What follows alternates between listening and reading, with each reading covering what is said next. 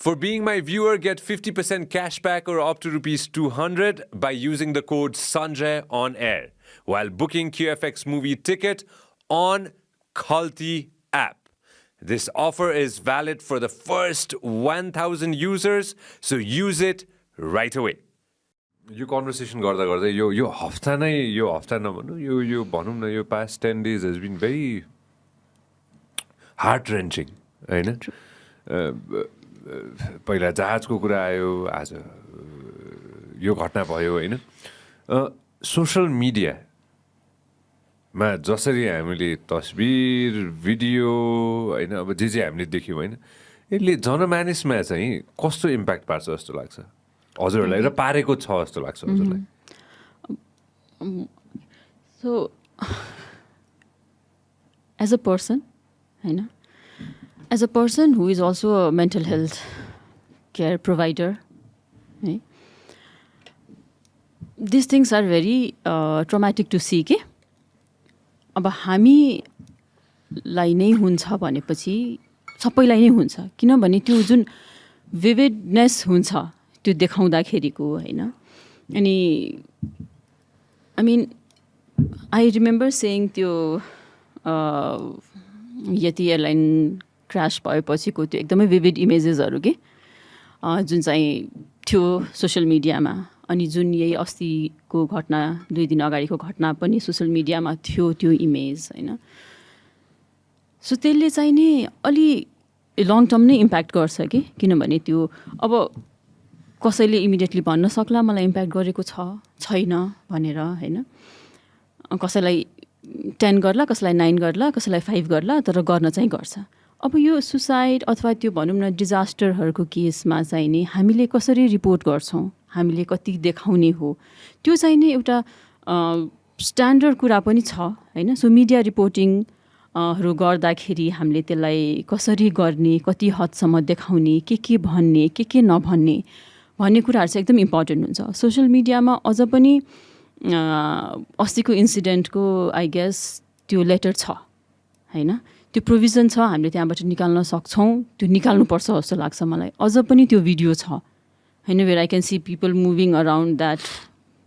भनौँ न त्यो इन्सिडेन्ट भइरहेको बेलामा सो त्यसले गर्दाखेरि चाहिँ नि मान्छेहरूको जसलाई मेन्टल हेल्थ इस्युजहरू पहिलादेखि थियो उहाँहरूको त झन् त्यो इस्युजहरू अलिअलि स्टेबल भएको इस्युजहरू पनि बढ्ने बेला हो कि यो भनेको चाहिँ नि you can see a number of people coming to our clinic related to this incident पोखरावाला इन्सिडेन्ट त झन् मलाई कस्तो लाग्छ भने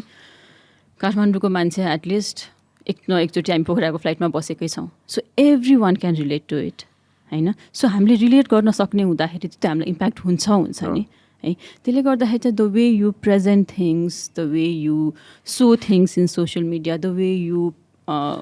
सो इट इन न्युज हैन त्यसलाई चाहिँ एकदम सनसनीखेज बनाएर what are we trying to do हैन हामीले कसको चाहिँ अटेन्सन ग्रास्प गर्न खोजिरहेको हो त भन्ने कुरा पनि इट्स अ बिग क्वेसन जस्तो लाग्छ कि मलाई त्यो गरेको त्यसको औचित्य के त हामीले कुनै पनि काम गरिसक्दा त्यसको औचित्य के हो भन्ने हुन्छ नि त so when we are trying to do this what are we trying to so what are we trying to project हैन त्यसको त नेगेटिभ इम्प्याक्ट नै हुन्छ 100% त्यसको कुनै पनि पोजिटिभ इम्प्याक्ट छैन हामीले एकदम विभिड गरेर देखायो भने है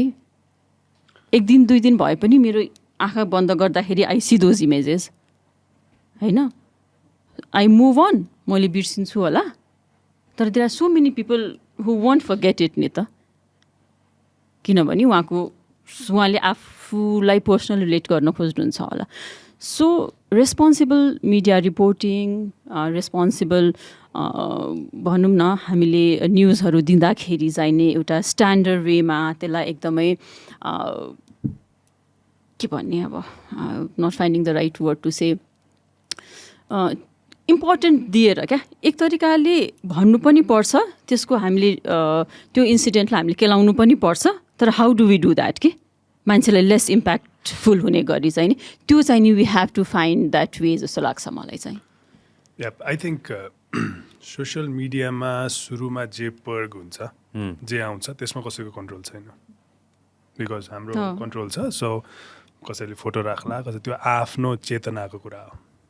तर I think they should be a mechanism जसले चाहिँ यो चिजहरूलाई सेन्सर गर्न सक्नुपर्छ कि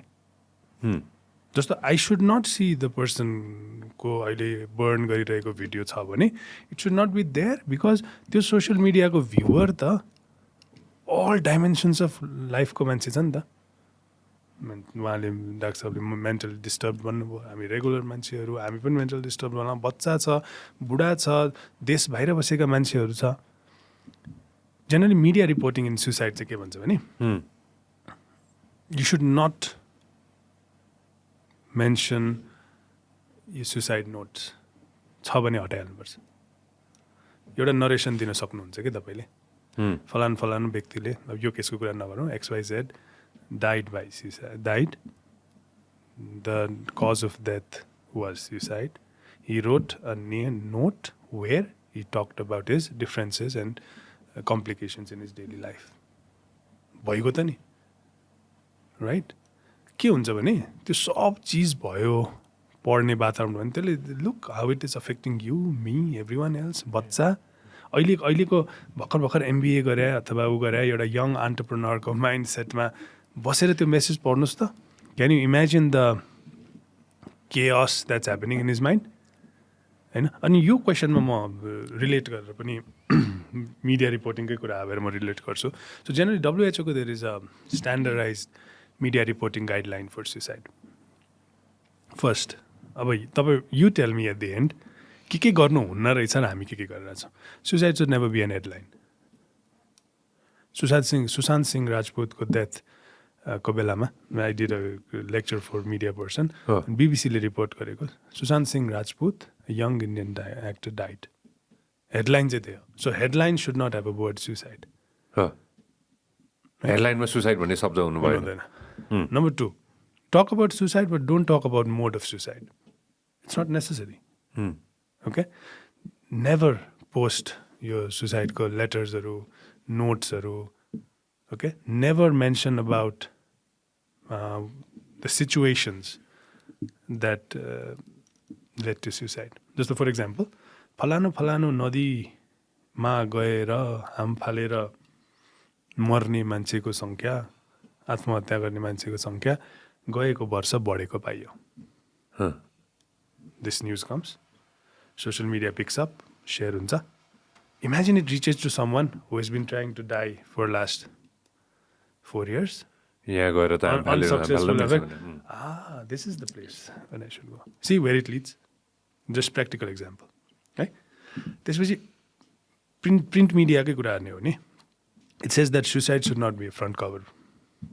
cover news. कहिले पनि राख्न मिल्दैन किनकि भल्नरेबल मान्छेको रिचमा पुग्नु भएन नि त हैन जसले चाहन्छ उसले भित्र हेर्न सकिहाल्छ नि हैन then there other rules that says कि सुसाइड रिपोर्टिङ गर्दाखेरि उसको पारिवारिक उसको गोप्य कुराहरू उसको फ्यामिलीको नाम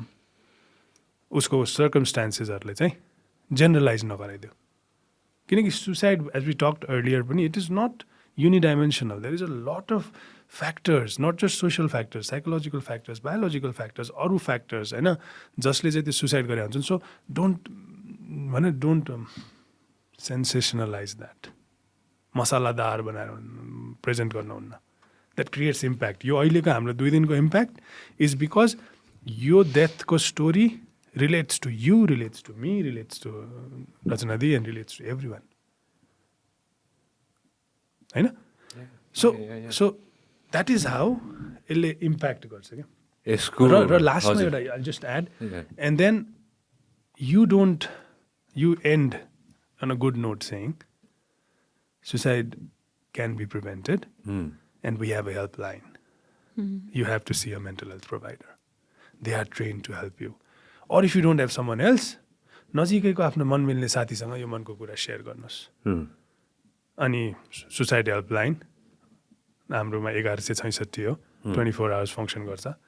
नेपाल सरकारले ओन गर्छ अहिले दिनुहोस् that is how it should be reported so ideally यो केसमा चाहिँ फलानु gentleman died in the road this date होइन was attempted to harm himself maybe हेडलाइनमा चाहिँ होइन भित्र चाहिँ was rescued he passed away If you are going through certain situations in your life, please see your nearest provider, see a psychiatrist, see a psychologist, see a counselor, or if not possible, talk to your friends, or if not possible, at least call 1166. Suicide is preventable. This यस्तो message हामी लेख्न थालौँ न, के हस हुँदैन.